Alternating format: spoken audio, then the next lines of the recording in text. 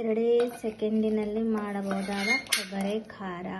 ಇದನ್ನು ನಾವು ಚಪಾತಿ ಕೂಡ ತಿನ್ಬೋದು, ರೊಟ್ಟಿ ಕೂಡ ತಿನ್ಬೋದು, ಅನ್ನ ಜೊತೆನೂ ಕೂಡ ತಿನ್ಬೋದು. ತುಂಬ ಟೇಸ್ಟ್ ಆಗಿರುತ್ತೆ.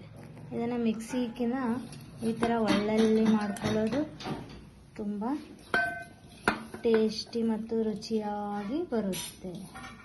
ಅದಕ್ಕೆ ನಾನು ಒಳ್ಳಲ್ಲಿ ಮಾಡ್ಕೊತಿದ್ದೇನೆ. ಇದಕ್ಕೆ ಒಂದೆರಡು ಬಳಗಡ್ಡಿನ ಹಾಕ್ತಿದ್ದೀನಿ ಮತ್ತು ಒಂದೆರಡು ಹಸಿಮೆಣಸಿನ್ಕಾಯಿ ಮತ್ತು ರುಚಿಗೆ ತಕ್ಕಷ್ಟು ಉಪ್ಪು,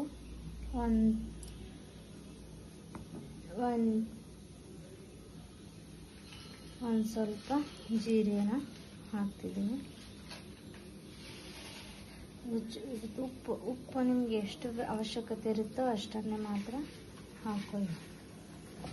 ಇದನ್ನು ಈ ಥರ ಒಳ್ಳಲ್ಲಿ ಕುಟ್ಟಿದ್ರೆ ತುಂಬ ಟೇಸ್ಟಿಯಾಗಿ ಬರುತ್ತೆ. ಈ ಥರ ಕೊಟ್ಟೋದ್ರಿಂದ ಈ ಥರ ಆಗುತ್ತೆ. ತುಂಬ ನುರಿ ಕೊಟ್ಟಲ್ಲ, ಸ್ವಲ್ಪ ದಪ್ಪ ಇರೋ ಹಾಗೆ ಕುಟ್ಬಿಡ್ತೀವಿ. ಅದನ್ನು ತಿನ್ನೋಕ್ಕೆ ತುಂಬ ಟೇಸ್ಟಾಗಿರುತ್ತೆ.